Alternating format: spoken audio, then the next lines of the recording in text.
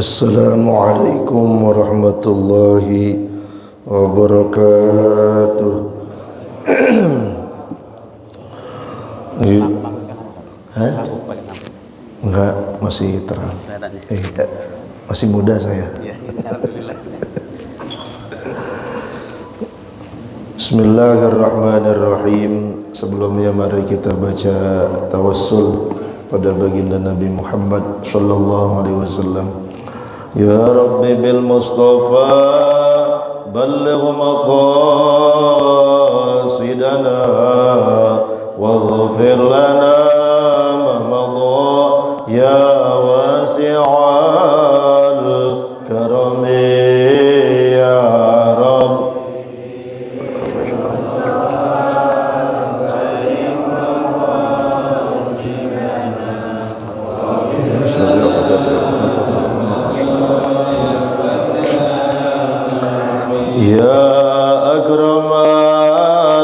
خلق ما لمن ألوذ به سواك عند حلول الحادث العميم يا رب.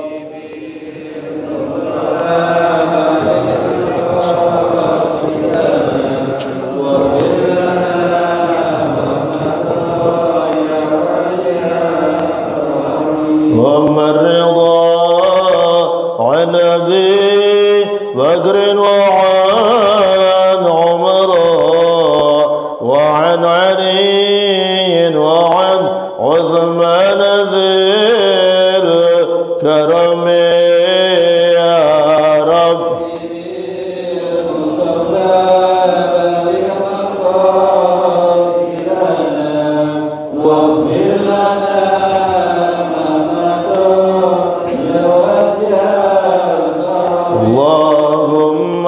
صل وسلم وبارك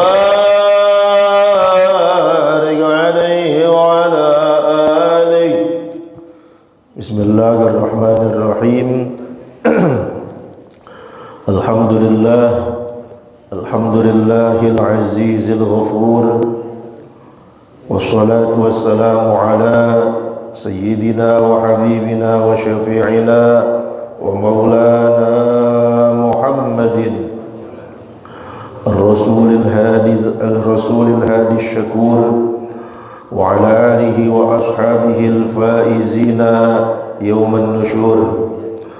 أما بعد، فقد قال الله تعالى في كتابه الكريم وهو أصدق القائلين: سبحان الذي أسرى بعبده ليلا من المسجد الحرام إلى المسجد الأقصى.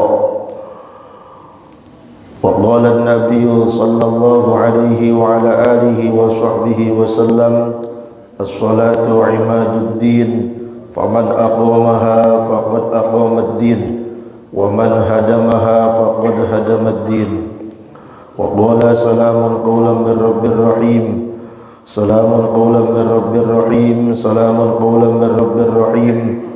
وقال: رب اشرح لي صدري ويسر لي أمري واحلل عقدة من لساني يفقه قولي واجعل لي وزيرا من أهلي هارون أخي واشدد به أزري وأشركه في أمري كي نسبحك كثيرا ونذكرك كثيرا إنك كنت بنا بصيرا. يا جميل يا بديع السماوات والأرض يا ذا الجلال والإكرام، جملني بالفصاحة والبلاغة والبراعة واحلل عقدة من لساني يفقه قولي.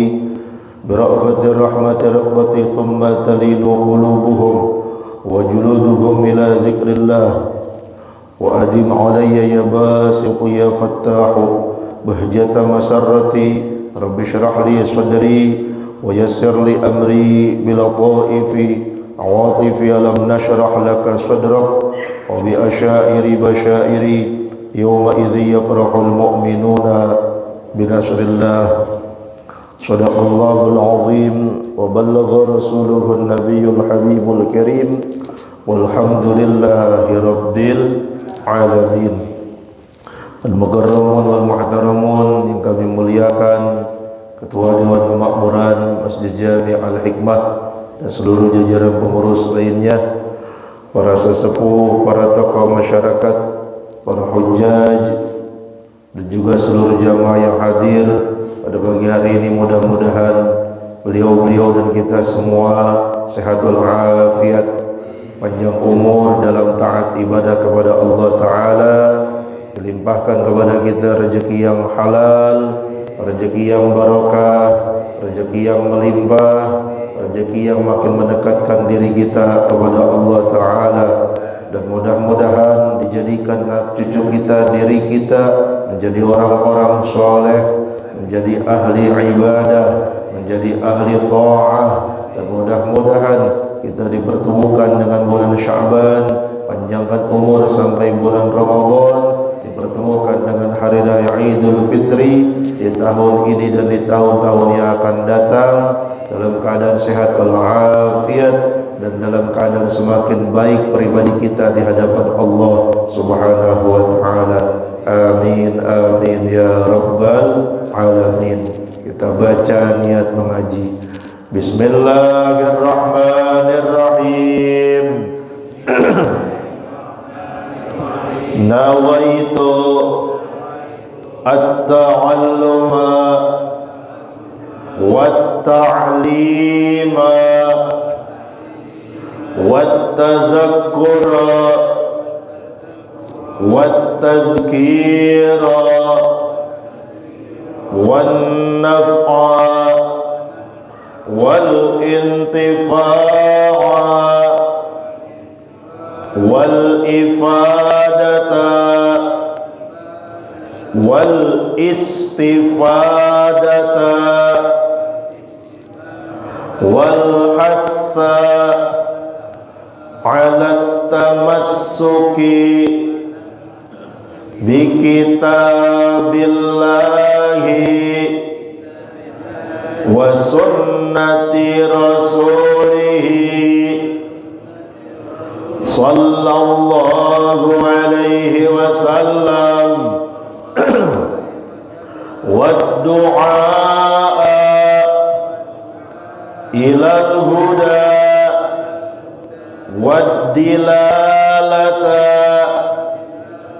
alal khairi ibtigha'a wajhillahi wa mardatihi wa qurbihi wa hubbihi wa thawabihil azim. Wa sallallahu ala sayyidina Muhammadin wa ala alihi wa sahbihi wa sallam walhamdulillahi rabbil alamin. Nawaitu al-i'tikafa fi hadzal masjidi lillahi ta'ala. Aku niat i'tikaf di masjid ini karena Allah Ta'ala. Bismillahirrahmanirrahim. Bahasan kita pagi hari ini keagungan Isra dan Mi'raj. Dari susunan tiga kata ini digabung menjadi satu. Ada Isra dan Mi'raj. Di kita masyhur ada istilah suami istri. Tapi walaupun dua kata ini digabung mempunyai arti yang berbeda. Istri dan suami. Disebut istri karena punya suami. Disebut suami karena punya istri. Kalau ada perempuan tadinya punya suami terus nggak punya istri, nggak punya suami, ditinggal suami, meninggal ataupun hidup bukan disebut istri lagi, tapi disebutnya janda. Itu yang teriak janda kali. Ya cuma saya juga nggak GR. Ya siapa tahu janda tua ya. Nah, begitu juga dalam kita dulu belajar ilmu biologi, ada ilmu, ada bio, ada logos. Itu masing-masing punya kata, punya arti berbeda. Seperti kata pulang pergi, itu dikata digabung menjadi satu, tapi punya arti yang berbeda. Pulang artinya balik, pergi artinya berangkat. Tapi yang anehnya adalah kenapa pulang dulu, ya, bukan pergi dulu gitu. Ya. Harusnya kan pergi pulang, tapi kenapa pulang pergi? Ya itu karena walaupun belum berangkat tapi diharapkan pulang, begitu maksudnya. Nah, keagungan Isra dan Mi'raj, keagungan artinya kemuliaan, kedahsyatan. Isra dan Mi'raj dua kata yang berbeda, punya makna yang berbeda, tapi digabung menjadi satu. Maka ada yang mengatakan Isra dan Mi'raj, tapi di kita masyhurnya Isra Mi'raj. Apa itu Isra? Isra itu menurut bahasa diambil dari kata saro yasri sirayatan wa masran fahuwa sarin wa dzaka masriyun isri la tasri masron misron. Di kita ada misro ya. Nah, misron itu diambil dari kata saroyasri, misron. Artinya apa? Orang yang berjalan di malam hari. Biziyadatil hamzati, ditambahkan dengan Ibnu Hamzah dalam kaidah gramatikal bahasa Arab, maka yang tadinya berjalan di malam hari dengan kata hamzah menjadi memperjalankan orang di malam hari. Jadi Isra itu apa? Isra itu artinya secara bahasa adalah jalan-jalan atau berjalan di malam hari. Jadi kalau ada orang kompleks ini tengah malam jam 12 dia keliling komplek, berarti namanya ronda itu mah. Isra aja. Ronda Pak, ronda. Terus Mi'raj. Mi'raj itu apa? Mi'raj itu diambil dari kata araja ya'ruju dalam kosakata bahasa Arab. Araja ya'ruju artinya naik. Araja ya'ruju arajan wa ma'arajan fahuwa ma'arajun fahuwa arijun wa dzaka ma'rujun uruj la ta'ruj ma'rajun mi'rajun. Nah, Mi'raj itu artinya alat untuk menaik. Artinya naik. Jadi Mi'raj itu artinya naik.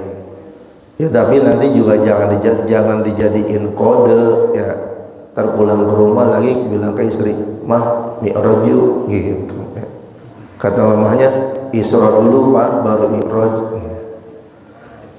Naik maksudnya. Nah, Isra dalam definisi yang masyhur apa? Isra dalam definisi yang masyhur, dalam definisi agama atau urfun syar'iyyun, dikatakan Isra itu adalah perjalanan atau diperjalankannya baginda Nabi kita Nabi besar Muhammad sallallahu alaihi wasallam dari minal Masjidil Haram, dari Masjidil Haram sampai ke Masjidil Aqsa. Sampai perjalanan Nabi, diperjalankannya baginda Nabi bersama malaikat Jibril dari Masjidil Haram ke Masjidil Aqsa, ini yang disebut namanya Isra. Jadi Isra itu cuma perjalanan Nabi dari Masjidil Haram ke Masjidil Aqsa. Yang Mi'rajnya yang mana? Yang Mi'raj itu naiknya baginda Nabi urija bihi minas sama min sama'il ardi ila samawati sab'i wa ila sidratil muntaha. Disebut Mi'raj itu punya definisi lain lagi. Apa? Yaitu naiknya baginda Nabi bersama malaikat Jibril dari langit pertama sampai ke langit kedua, seterusnya dan ke langit ketujuh sampai dengan ke Sidratul Muntaha. Maka ayat Isra dan Mi'raj beda.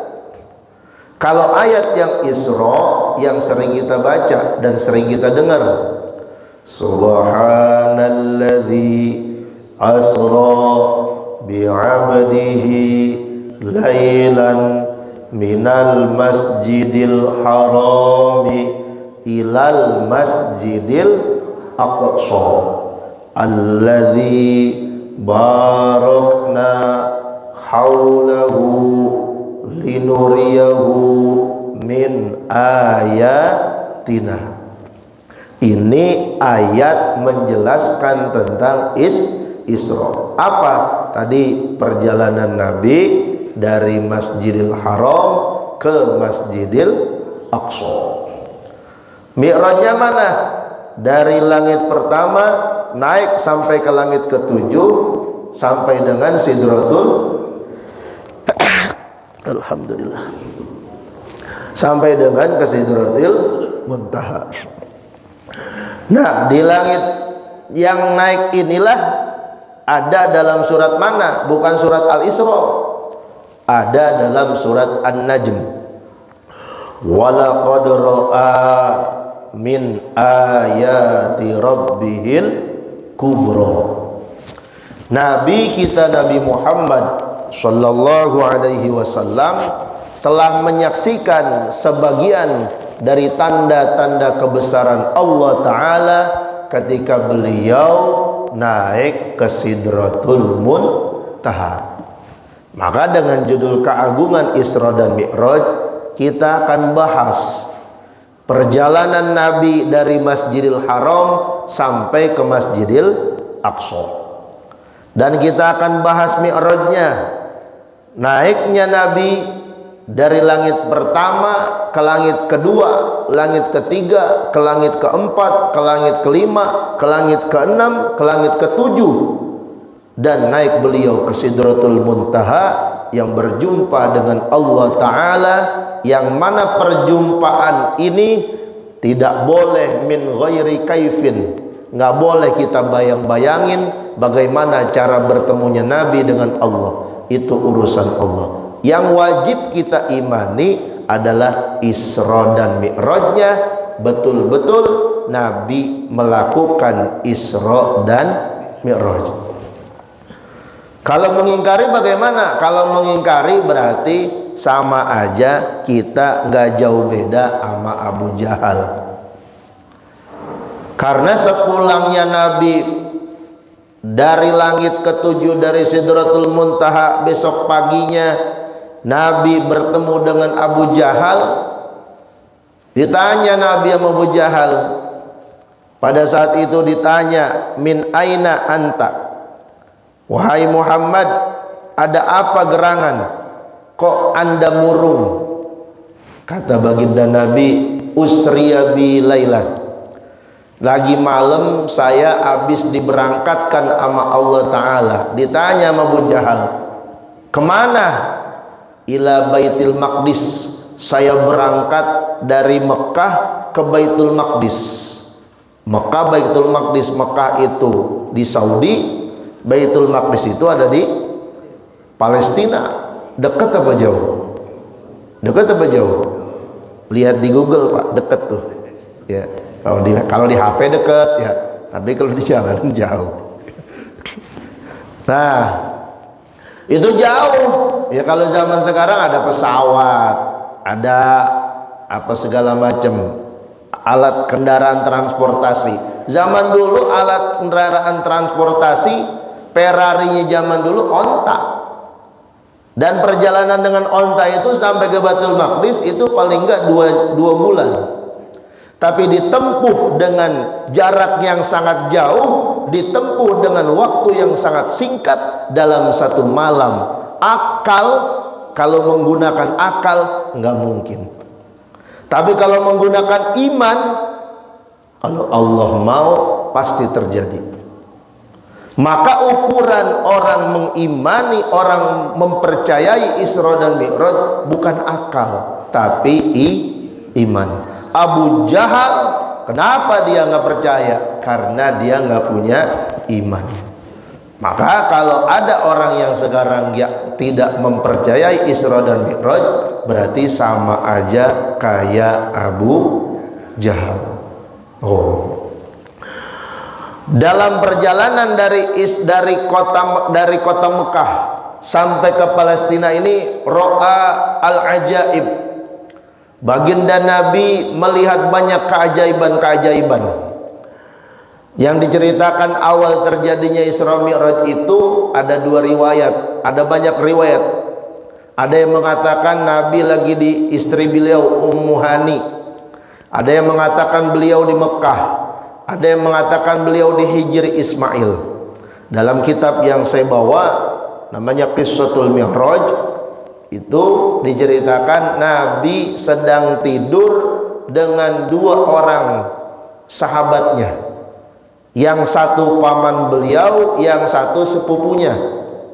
Pamannya bernama Sayyiduna Hamzah, yang mati di perang Uhud, meninggal di perang Uhud, ditombak, kena tombak, dadanya tembus tombak. Lalu Hindun, istri Abu Sufyan, merobek-robek itu dadanya Sayyidina Hamzah, diambil itu hatinya, digigit-gigit. Kalau bahasa orang Betawi, digarot-garot. Bener nggak digarot-garot? Oh iya, itu berarti ibu orang Betawi dan ibu orang dulu berarti. Tuh, dimakan itu sama Hindun. Kenapa? Hindun punya dendam dengan Sayyidina Hamzah. Yang Sayyidina Hamzah, kalau bapak ibu nanti umroh tuh, ada di bawah gunung Uhud ada 3 makam. Salah satunya adalah makam paman baginda Nabi yang bernama Sayyidina Hamzah, yang meninggal pada saat perang Uhud. Satu lagi siapa? Sahabat Nabi. Sahabat Nabi bernama Sayyidina Ja'far, sekaligus sepupu beliau, Ja'far bin Abi Thalib. Siapa ini Ja'far bin Abi Thalib? Masih saudara dengan Sayyidina Ali bin Abi Thalib. Jadi Sayyidina Abu Thalib punya anak Sayyidina Ali dan Sayyidina Ja'far, yang dirawat hidup dengan Nabi Sayyidina Ali. Sayyidina Ja'far diambil dengan sahabat yang lain. Pada saat itu apa? Datang 2 orang malaikat, malaikat Jibril dan malaikat Mikail. Lalu apa? Wa ma'ahuma malakun akharu, ada bersama ini malaikat Jibril dan malaikat Mikail, ditemani juga oleh malaikat Israfil. Dibawa sebelum berangkat Isra dan Mi'raj, Nabi dibawa, lalu beliau dibelah dadanya oleh malaikat Jibril dan oleh malaikat Mikail. Dibelah kayak orang operasi itu, dari bagian leher ke bawah sini, ke dada sampai ke bawah. Jangan tanya pakai BPJS apa enggak ya. Ini belahan dari malaikat ya. Dibelah, lalu diambil hati beliau, dicuci dengan air zam-zam. Pertanyaannya begini, kenapa dicucinya dengan air zam-zam? Padahal kan ada air lain, ada air sungai Nil, ada air sungai Efrat, yang mana dikatakan air sungai Nil ini dan air sungai Efrat ini, kalau bahasa Qurannya Furat, bahasa Arabnya, ini adalah air yang sumbernya berasal dari sorga. Nah, kenapa pakai air zam-zam? Karena dikatakan air zam-zam ini adalah air yang utama, air yang afdol setelah urutan kedua, setelah air yang keluar dari jari, sela-sela jari baginda Nabi. Jadi air yang mulia itu menurut urutan itu adalah, yang pertama adalah air yang keluar dari jari-jari baginda Nabi, kemudian yang kedua adalah air zam-zam. Makanya kalau kita lagi umroh, ada hadisnya tuh. Ketika kita minum air zam-zam, ada doanya. Dalam kitab Ifadatus Sadatil Imad dan dalam kitab-kitab yang lain dikatakan kalau kita mau minum air zam-zam, dalam hadis riwayat baginda Nabi dikatakan ma'u zamzama lima syuribalahu. Air zam-zam itu khasiatnya tergantung dari niat orang yang minumnya.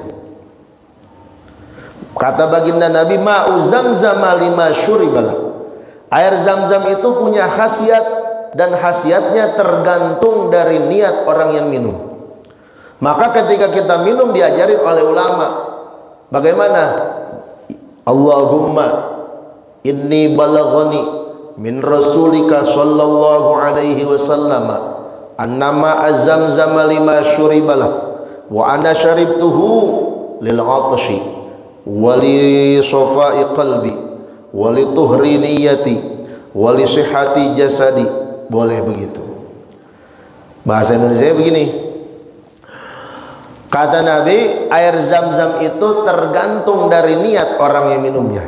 Maka ketika kita minum, diajarin oleh ulama, Allahumma ya Allah, telah sampai hadis dari nabimu, sesungguhnya air zam-zam itu khasiatnya tergantung dari orang yang meminumnya, tergantung dari niat orang yang minumnya. Maka kita bilang, ya Allah, saya niat minum agar supaya sembuh penyakit saya. Ya Allah, saya niat minum agar supaya sehat badan saya. Ya Allah, saya niat minum agar supaya seger jasmani saya. Ya Allah, saya niat minum air zam-zam agar supaya kuat saya ibadah. Ya Allah, saya niat minum air zam-zam agar supaya lunas utang saya. Gitu. Tapi nyambung nggak utang air zam-zam? Ya zam-zam diminum ya, bisa aja sih agar supaya lunas utang saya. Habis itu dia bawa 10 dirigen dia jual. Nah dia bayar, hasilnya dia bayar utang. Nah itu hasil maksud namanya ya. Nah jadi pada saat beliau berangkat, sebelum berangkat Nabi dicuci hatinya dengan air zam-zam. Baru dah tuh datang kendaraan yang dipakai juga ditunggangi oleh nabi-nabi sebelumnya. Apa itu? Namanya buruk ya. Buruk. Namanya buruk. Yang dikatakan buruk itu sekali terbang sejauh mata memandang. Jadi sejauh mata memandang. Kalau dia apa namanya? Kalau bahasa pesawat take off, ya, apa namanya? Loncat, munggah. Itu dia munggah, bahasa Jerman itu. Kalau dia munggah naik tuh, kalau dia naik lompat, dia pakai kakinya. Kalau dia mendarat, landing, turun, dia pakai bagian depannya, gitu. Jadi lompat pakai apa namanya, pakai kakinya, turun pakai kaki yang depan gitu. Nah buruk ini kendaraan yang ditunggangi oleh nabi-nabi sebelumnya. Seperti siapa? Nabi Allah Ibrahim alaihissalam. Ketika Nabi Allah Ibrahim punya istri kedua, siapa namanya? Siti Hajar ya, Siti Hajar. Jadi apa namanya, rumah tangga itu ada 3 macam. Ada yang suaminya soleh, istrinya sengkek ya. Itu sengkek ya. Siapa itu? Itu Nabi Lut alaihis salam. Oh terus suaminya soleh Nabi Lut, tapi istrinya sengkek. Ada rumah tangga yang istrinya solehah, suaminya sengkek. Siapa itu? Fir'aun. Ada yang rumah tangga suaminya soleh dan istrinya juga soleh. Siapa itu? Nabi Ibrahim alaihis salam. Kira-kira nih kita dan ibu-ibu, kalau pengen kita, pilihan kita yang mana? Istri yang soleh, suami sengke, suami soleh, istri sengke, atau suami soleh, istri solehah? Yang mana bu? Pertama, kedua, apa ketiga? Pengen ikut yang Nabi Lut atau yang Nabi Ibrahim? Nabi Ibrahim pastinya ya. Iya. Tapi Nabi Ibrahim istrinya 2. Kata ibu-ibu Fir'aun aja kalau gitu dah. Nah, ini Nabi Ibrahim waktu beliau meninggalkan istrinya bersama putra beliau Nabi Ismail, kan jauh jaraknya. Ketika beliau mengunjungi putranya di kota Mekah, beliau menaiki kendaraan namanya buruk. Ini sampai jam berapa Pak? Suruknya jam berapa itu? 456 556. Ini baru Isra ini. Nah, saya mau cerita ini aja dah. Pada saat beliau mengalami Isra, beliau melihat banyak-banyak keanehan-keanehan. Apa keanehan-keanehan itu? Salah satunya adalah pada saat beliau mengendarai buruk, lalu beliau pada saat itu fantolako, pada saat itu beliau mendatangi atau melihat kumpulan orang yang pada saat itu ternyata mereka sedang mementok-mentokkan kepalanya ke tembok. Nabi lagi Isra naik buruk, lalu beliau melihat orang yang pada saat itu marra ala qaumin turdukhu ru'usuhum kullama rudikhat adat kama kanat. Pada saat Nabi lagi naik buruk, Nabi ngelihat Nabi mendatangi sekelompok orang, yang mana kelompok orang ini pada saat itu kerajaan mereka, aktivitas mereka mentok-mentokin pala mereka ke batu.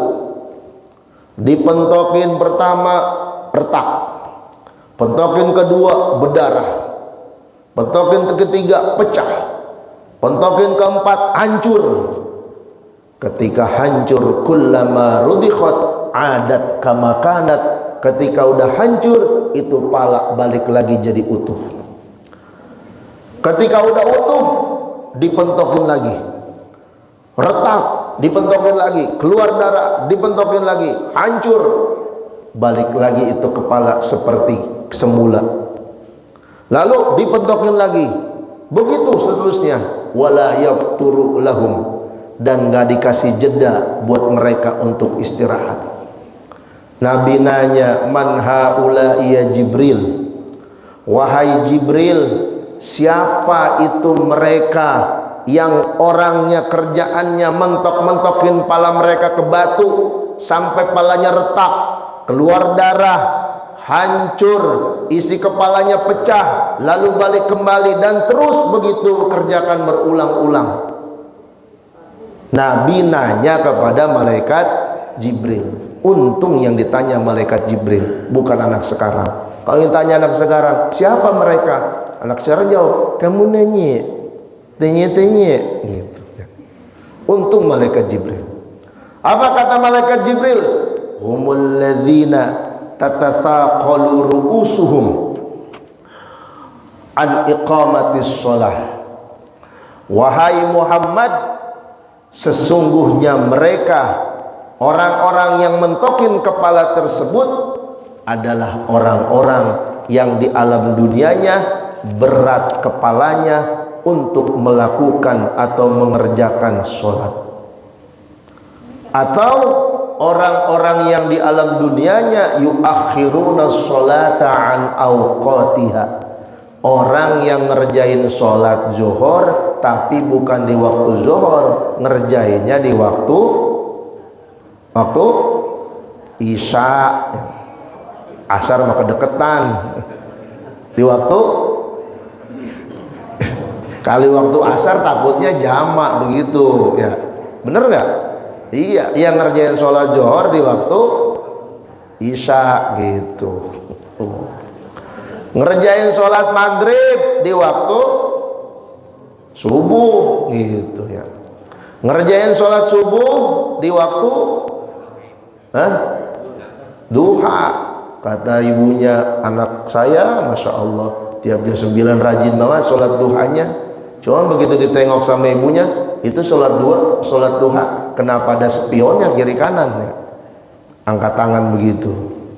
Nah, tuh orang yang di alam dunianya berat kepalanya untuk mendirikan sholat, kata baginda Nabi, beliau datang kepada satu kaum yang kaum tersebut pentok-pentokin palanya ke batu sampai hancur dan terus menerus begitu. Siapa mereka? Ternyata mereka adalah orang-orang yang di alam dunianya berat untuk mengerjakan sholat.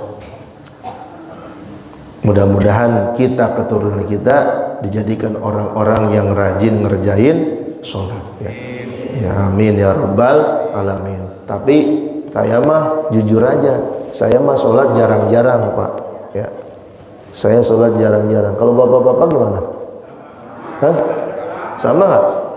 Sama ya?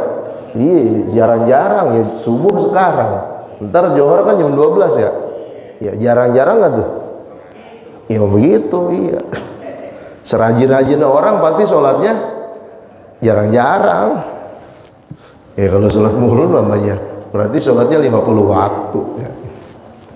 Nah tuh, lalu Nabi datang lagi, wa ata ala qaumin, dikatakan baina aidihim lahmun nadijun fi qudurin wa lahmun akharu nayyi'un khabithun faja'alu ya'kuluna minan nayyi'il khabith wa yad'una an-nadijat tayyib. Nabi pada saat melaksanakan Isra, beliau mendatangi sekelompok orang lagi, yang mana orang ini kata baginda Nabi, dalam riwayat dikatakan baina aidihim lahmun nadijun fi qudurin, di hadapan mereka ada daging yang enak. Kalau bahasa kita nasi kebuli, ada daging kambingnya, ada iga bakarnya, ada sop kambingnya, ada ayam larasatinya, apalagi segala macam daging yang enak, yang matang.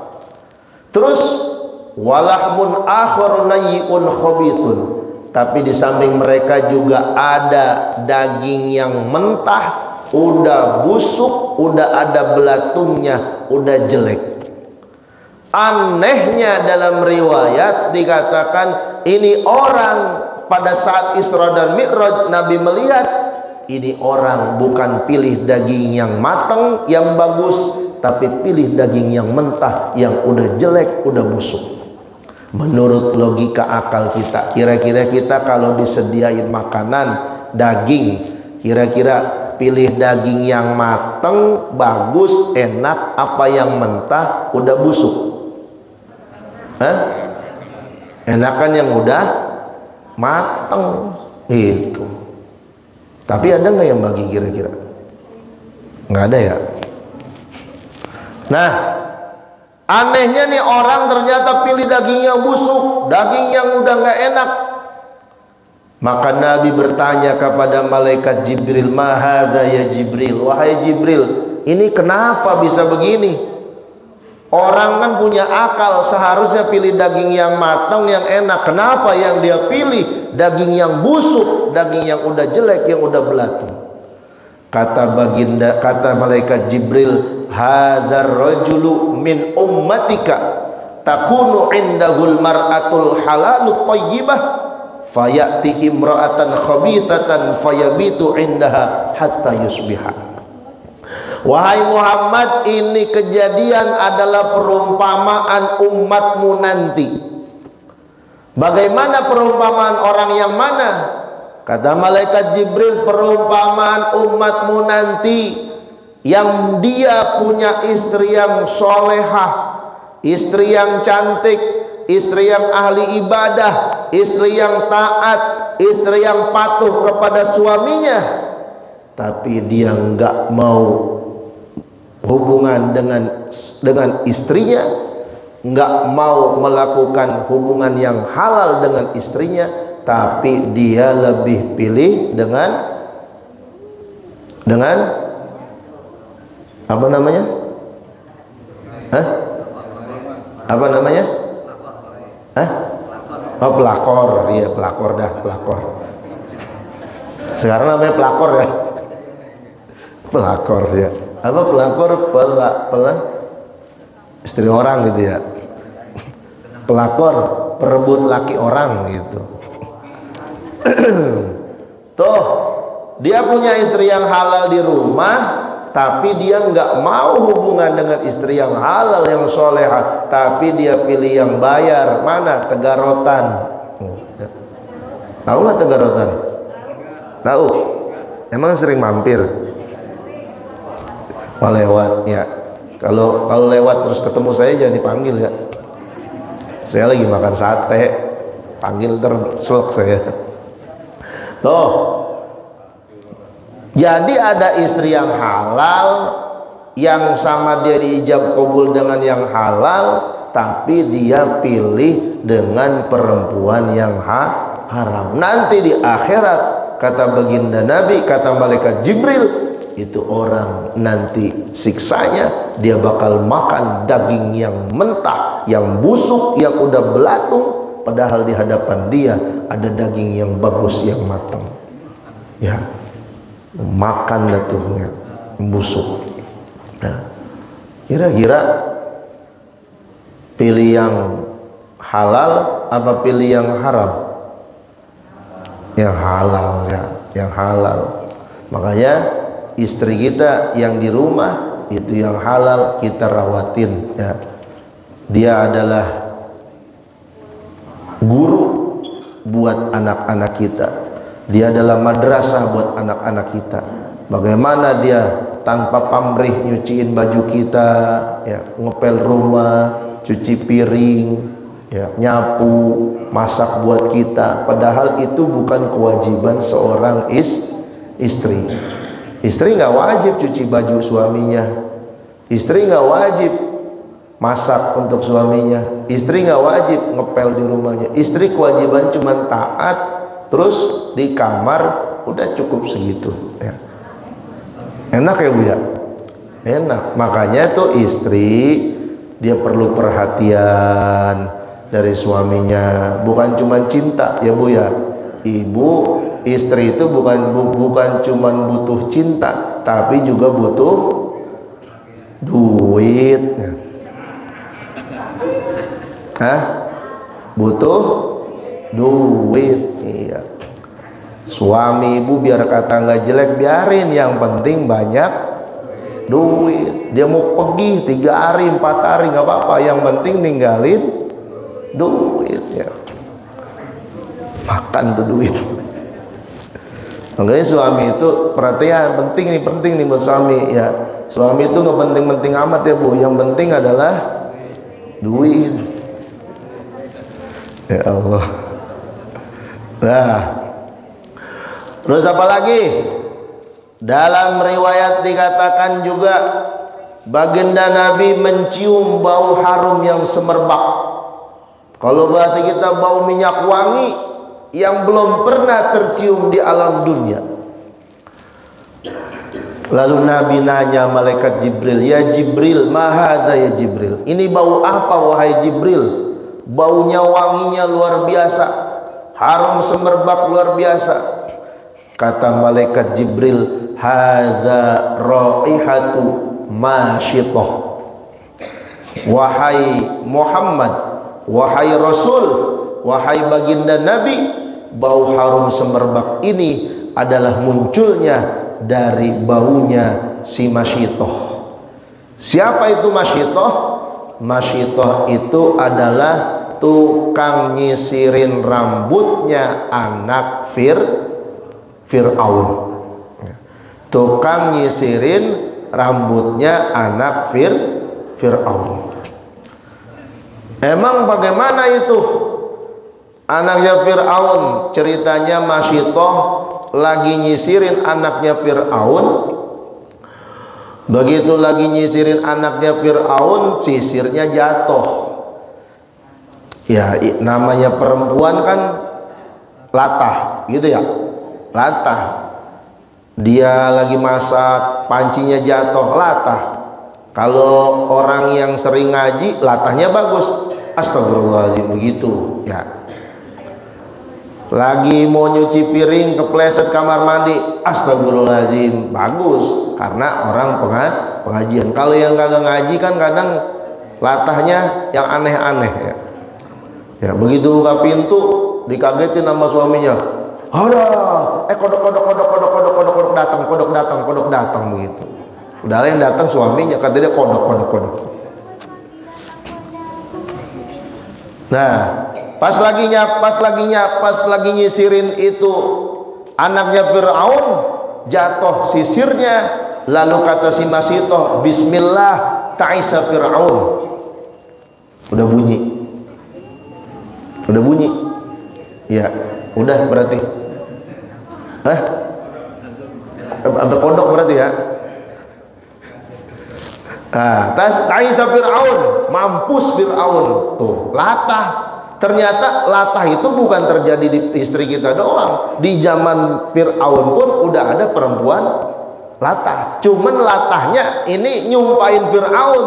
Bismillah, ta'isa Fir'aun. Kata Masyitoh waktu nyisirin, sisir jatuh, kaget. Kata Masyitoh, Bismillah, ta'isa Fir'aun, mampus Fir'aun. Yang lagi disisirin anak Fir'aun. Anaknya Fir'aun denger babanya disumpahin sama Masyitoh. Kira-kira bagaimana? Wah, kata anaknya, laporin nih, begitu. Kata Masyitoh, siapa takut? Itu, ya, laporin aja. Akhirnya benar. Ditanya, awalaki rabbun ghairu abi. Apakah Masyitoh engkau punya Tuhan lagi selain bapak saya? Kan bapak saya doang yang Tuhan, Fir'aun. Kata Masyitoh, iya, saya punya Tuhan lagi. Rabbi wa rabbukallah. Tuhan saya dan Tuhan kamu adalah Allah. Akhirnya apa? Singkat cerita, Masyitoh punya 2 anak laki-laki dan 1 orang suami. Yang kalau bahasa kita dijadiin sandera. Ini Masyitoh disuruh mengakui Fir'aun sebagai Tuhan. Kalau nggak ngaku Fir'aun sebagai Tuhan, anaknya bakal diceburin. Fir'aun perintahkan kepada pasukannya apa? Nyalain api yang gede, lalu datangkan panci yang gede, segede-gedenya. Mungkin buatan Garut atau Bandung kali itu ya. Segede-gedenya. Lalu dimasukkan air dan dimasukkan minyak ke dalam panci tersebut. Dinyalahin kayu bakar. Api sudah menggojolak. Air sudah mendidih. Masyitoh ditanya sama Fir'aun nanya Masyitoh, siapa Tuhanmu? Allahu Rabbi.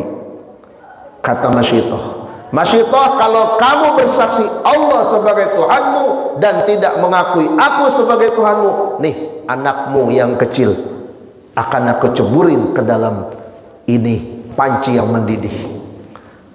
Itu anak kecil yang masih bayi diceburin ke dalam air yang mendidih. Itu bayi ngomong, ya ummah la tata'akhkhari. Wahai ibu, tetap istiqomah, jangan bergoyang sama sekali. Tetap berpegang teguh pada akidah ini. Tenang, nanti kita ketemu di sorga. Tuh, anak yang soleh. Kalau anaknya nggak soleh bagaimana? Kira-kira, udah bapak aja mampus, saya mau gantiin saya, begitu ya. Ini Fir'aun ceburin anak Masyitoh. Anak Masyitoh ngomong, ibu istiqomah, tenang, nanti kita ketemu di sorga. Bayangin, anak masih kecil ya. Kita kan kalau kemana-mana pulang ke rumah yang menghibur kita anak apa istri? Hah? Anak. Istri membuat kesel kadang ya. Suami bikin kesel. Jadi mulai suami apa istri nih Bu? Ya kayak begini nih, kita kalau lagi dinas luar kota di Surabaya, lihat anak-anak kecil di taman tuh pada main sepeda, jadi ingat sama anak di rumah. Lihat anak kecil di Semarang, lagi dinas Semarang, anak kecil main lato-lato, ingat sama anak di rumah. Anak kecil lagi lari-larian di taman, kita ingat sama anak di rumah. Lihat anak orang itu berenang, kita ingat sama anak di rumah. Lihat anak orang main HP, kita ingat sama istri di rumah. Lihat istri orang, ingat nggak main di rumah? Oh beda berarti ya. Nah ini jadi Nabi mencium baharu. Nah ini segini baru sampai cerita Isra. Masih panjang ceritanya. Maka kalau cerita Isra Mi'raj sebenarnya waktunya panjang ya. Tapi saya ambil terakhir di dalam Mi'raj itu, ketika Nabi turun dari langit ketujuh menuju ke bumi, ketika dikatakan ihbit bismillahi walam yamurru ala mala'im minal malaikati illa qalu alaika bil hijamah. Ketika Nabi turun dari langit menuju ke bumi, beliau melewati kelompok para malaikat. Itu malaikat pada ngomong begini, alaika bil hijamah, wahai Muhammad, biasakan, lazimkan oleh kamu untuk melakukan bekam. Tahu bekam? Yang apa namanya? Sekop ya, sekop. Tapi sekop bukan sekop yang disekop pakai gituan, itu sekop pasir namanya ya. Sekrop. Lumayan tutup gitu tuh ya. Namanya hijamah tuh. Nabi ketika turun melewatin sekelompok malaikat, kata malaikat, alaika bil hijamah, wahai Muhammad, kerjain bekam. Terus apa lagi? Wa fi riwayatin mur ummataka bil hijamah, perintahkan kepada umatmu untuk melakukan bekam ya.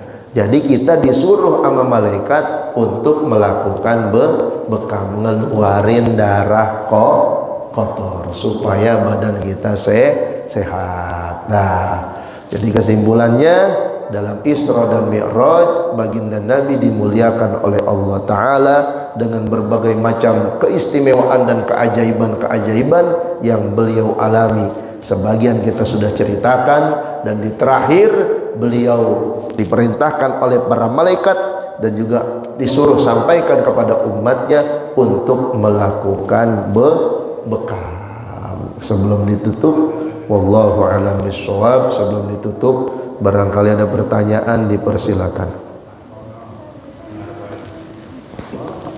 Kalau nggak ada, kita baca surat Fatihah.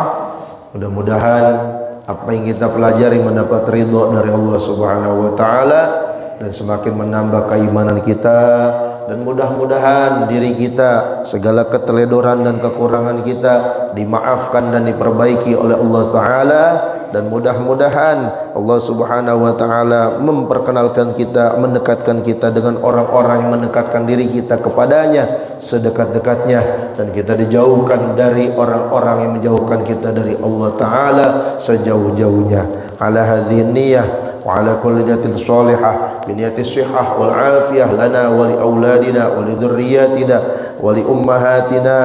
Ala hadhihi niyyah. Al-Fatihah. A'udzu billahi minasy syaithanir rajim. Bismillahirrahmanir rahim. Alhamdulillahi rabbil alamin. Ar-Rahmanir Rahim. Maliki yaumiddin. Iyyaka na'budu wa iyyaka nasta'in. Ihdinas siratal mustaqim. Siratal ladzina an'amta 'alaihim ghairil maghdubi 'alaihim waladdallin. Amin.